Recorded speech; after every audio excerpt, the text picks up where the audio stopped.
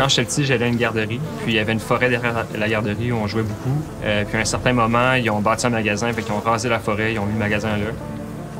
Je comprenais absolument pas ce qui se passait. La forêt dans laquelle je jouais à chaque jour venait de se faire détruire. Mes parents m'ont raconté par la suite que j'ai pleuré pendant 3 semaines. Et à cause de ça, je pense que ça a commencé à me former au niveau de mes valeurs environnementales.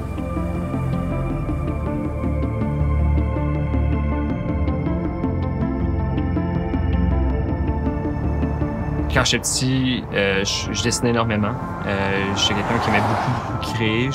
C'est un peu, justement, ce processus créatif-là qui m'a inspiré, par la suite à devenir designer, mais vraiment, ça part du fait que j'aime bâtir des choses. En 2012, j'ai eu les manifestations étudiantes, le printemps érable. Ce que ça m'a fait réaliser, c'est que je peux utiliser mes connaissances puis mes capacités pour faire des projets qui sont positifs pour la société, puis dans mon cas, positifs pour l'environnement. C'est vraiment là que ça m'a ouvert les yeux sur ce que je pouvais faire par l'avenir. J'ai commencé à m'intéresser aux abeilles dans un cours d'éco-design qu'on avait à l'Université de Montréal. C'est là que l'idée de faire parler les abeilles a commencé à germer. C'est en éprouvant des difficultés moi-même, puis en voyant les autres apiculteurs avoir des difficultés aussi à bien prendre soin des abeilles.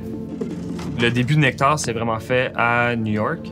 C'est là-bas que j'ai commencé à mettre en théorie, disons, tous les différents éléments de l'entreprise.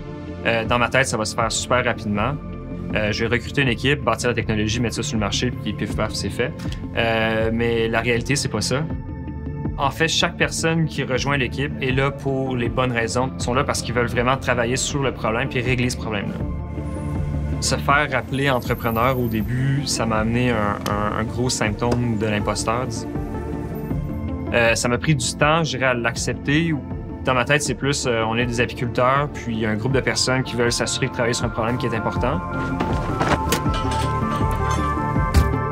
Quand on regarde où est-ce qu'on s'en va avec Nectar, j'ai tendance à dire que je suis content de la direction qu'on prend.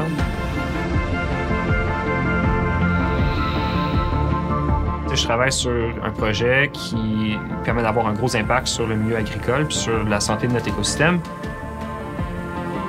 Ça correspond pas mal exactement à ce que je souhaite faire dans la vie puis le genre d'impact que j'aimerais avoir. On se sent très privilégié de ça.